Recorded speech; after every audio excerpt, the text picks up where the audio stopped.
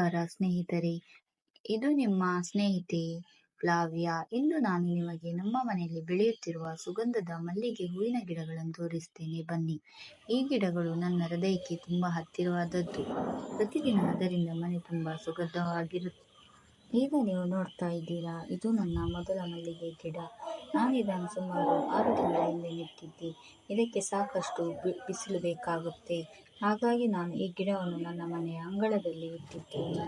ಇಲ್ಲಿಗೆ ಇನ್ನೊಂದು ಗಿಡ, ಇದು ನನ್ನ ಮದ್ದಿನ ಗಿಡ. ಇದು ತುಂಬಾ ಬಹಳ ಸುಂದರವಾಗಿರುತ್ತೆ. ನಾನಿದನ್ನು ಕೇಸರಿನಲ್ಲಿ ಪೂಜೆಗೆ ಬಳಸುತ್ತೇನೆ.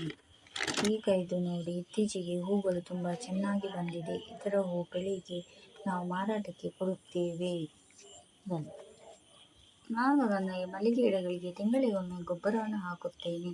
ಹಗಲಿನಲ್ಲಿ ಸಾಕಷ್ಟು ಬಿಸಿಲು ಬೇಕು. ಬಿಸಿಲು ಕಡಿಮೆಯಾಗದಂತೆ ನೋಡಿಕೊಳ್ಳಬೇಕು. ಇನ್ನೂ ಒಂದು ಸಲಹೆ ಇದೆ, ಕೀಟಗಳು ಎಲ್ಲ ಬಾರದ ಹಾಗೆ ಎಣ್ಣೆಗಳನ್ನು ಬಿಡಬೇಕಾಗುತ್ತದೆ. ಇದು ನನ್ನ ಮಲ್ಲಿಗೆ ತೋಟದ ಹೂವಿನ ಗಿಡ ಸಣ್ಣ ಪರಿಚಯ. ನಿಮಗೆ ಈ ಗಿಡಗಳು ಇಷ್ಟ? ಕಮೆಂಟ್ನಲ್ಲಿ ತಿಳಿಸಿ.